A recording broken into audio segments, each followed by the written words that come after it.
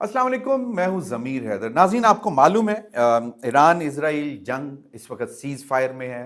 जंग बंदी हो चुकी हुई है और डोनाल्ड ट्रंप ने ये कह दिया है कि दोनों ममालिक जो है इसको स्ट्रिक्टली फॉलो कर रहे हैं। इसके साथ उन्होंने इशारतन ये भी कह दिया कि अगर ईरान यूरेनियम एनरिचमेंट की तरफ दोबारा जाएगा तो हम फिर हमला करेंगे। और एक बात और भी उन्होंने की बड़ी दिलचस्प कि जी इसराइल का तो आखिरी 2-3 दिन में ईरान ने जो है बुरा हशर कर दिया, मार मार कर रुला दिया। और इसी वजह से शायद अमेरिका को भी बीच में कूदना पड़ा और फिर ईरानियन जो न्यूक्लियर फैसिलिटीज़ थी उन पर जाके हमला करना पड़ा। अब ये इस वक्त एक सूरत हाल है, लेकिन इस वक्त सीज़ फायर है, ईरान और इसराइल के दरमियान सीज़ फायर है। अब एक नया जो खतरा इसमें इस सारी सूरत हाल के बाद नजर आ रहा है वो ये है कि इंडिया और इजराइल दोनों एक दूसरे को कंप्लीमेंट करने जा रहे हैं और पहले से ही वो एक दूसरे के साथ बहुत कॉपरेशन में है। हर तरह के मिलिट्री कॉपरेशन में है, स्ट्रेटेजिक कॉपरेशन में है, इकोनॉमिक कॉपरेशन में है, लेकिन अब एक बाकायदा तौर पर प्लान करके। इसकी बड़ी वजह यह है कि आपको मालूम है कि 22 अप्रैल के पहलगाम के जो फॉल्स फ्लैग ऑपरेशन था उसके बाद इंडिया ने पाकिस्तान के ऊपर जंग मुसल्लत करने की कोशिश की। 6 और 7 मई की दरमियानी रात को हमले किए और फिर 10 मई को जो हुआ वो सारी दुनिया ने देखा और इंडिया को बुरी शिकस्त हुई। और दुनिया अभी तक ये कह रही है कि जी भारत को बुरी शिकस्त हुई। अब ईरान इजराइल जंग में डोनाल्ड ट्रंप साहब ने बता दिया कि जनाब इजराइल को बहुत बुरी शिकस्त हुई, मतलब हुई भी या नहीं हुई, लेकिन उन्होंने ये कह दिया कि जी आखिरी 2-3 दिन में इजराइल को बहुत मार पड़ी है। उनका आयरन डोम तबाह हो गया। तबाह क्या हो गया? कारामद नहीं हो सका। जितने हमले किए उससे ईरान को इतना नुकसान नहीं पहुंचा जितना ईरानियन मिसाइल्स जो अटैक हुए उनके बड़े शहरों पे, हैफा पे, तेल अवीव पर, फिर उनकी जो ऑयल रिफाइनरीज थी उन पर तो बड़ा भारी नुकसान हुआ। तो अब इसके बाद शायद दोनों मुल्क, इंडिया और इजराइल, मजीद कॉपरेशन में जाना चाह रहे हैं। और आज की ये जो मैं वीडियो है ये पार्ट 1 है। हम आपको बताएंगे कि किन किन एरियाज में किस किस तरह। तो आज जो पहला है, और इसमें एक मैं बात आपको और भी बताता चलूं कि ईरान जब इस जंग में शामिल थे तो ईरानियों ने बहुत सारे गद्दार और एजेंट्स पकड़े जिनमें इंडियंस की तादाद बहुत ज्यादा थी जो कि डबल एजेंट का काम कर रहे थे, रॉ के होते हुए मुसाद की हेल्प कर रहे थे जो कि इजरायली इंटेलिजेंस एजेंसी है।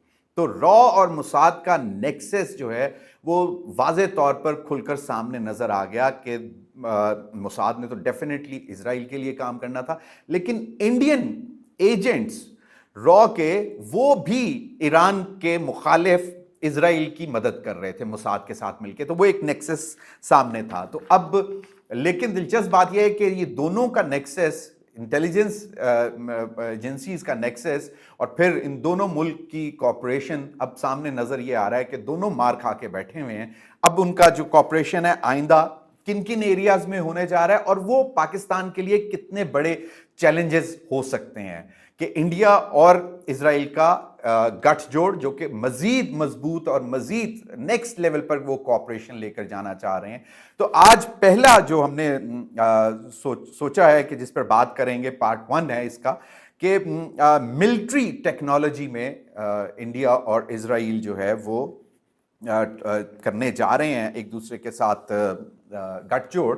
और उसमें क्या हो सकता है वो मैं आपको बताता हूं कि जी आपको मालूम है कि इजराइल जो है वो पहले ही लीड करता है कटिंग एज मिलिट्री टेक्नोलॉजी में, और ये इंडिया जो है इससे मजीद फायदा उठाना चाहती है और इससे इंडिया की कैपेबिलिटीज जो हैं वो बढ़ जाएंगी, जिसमें और बेसिकली यही एक इस वीडियो करने का मकसद भी यही है कि क्या इजराइल और इंडिया के दरमियान जो ये ताल्लुकात बढ़ते हैं, अभी अगर मिलिट्री टेक्नोलॉजी पे पहला पॉइंट हम ये इस पर बात करेंगे तो वो कितने बड़े चैलेंजेस होंगे वो हम एंड पे बताएंगे कि पाकिस्तान को काउंटर कैसे करना है, लेकिन चैलेंजेस हम आपको बताएंगे।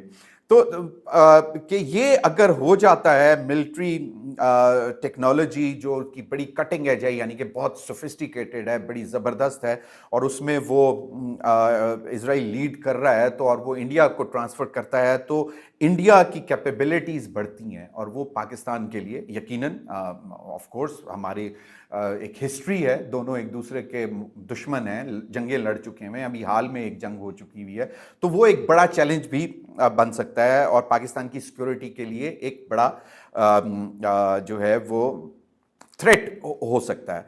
इसमें जो नंबर वन है मिसाइल डिफेंस सिस्टम, जिसमें आयरन डोम, हालांकि आयरन डोम का हाल जो हुआ, जो ईरानियन मिसाइल्स ने किया, लेकिन इसके बावजूद उसको कहा जाता है कि it's a very sophisticated technology जो कि मिसाइल्स को रोक सकती है।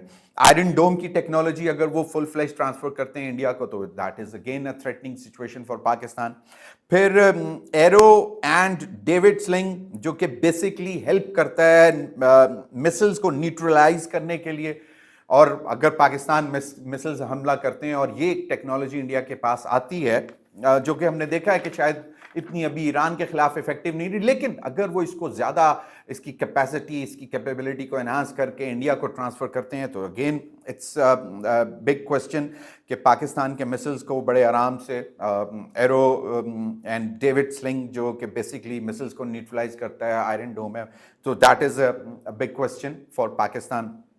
फिर दूसरी जो इसमें मिलिट्री टेक्नोलॉजी में ट्रांसफ़र में आ सकता है, वो ड्रोन वॉरफेयर के, मतलब जो उनकी टेक्नोलॉजी है, जो अनमैन्ड एरियल व्हीकल्स होते हैं, यूएवीज, उसमें हेरन टीपी है, हेरोप है, ये अगेन जो है बेसिकली अगर ये इंडिया को वो ट्रांसफ़र करते हैं तो वो इंडिया की सर्वेलेंस और स्ट्राइक कैपेसिटी जो है उसको एनहांस करेगा।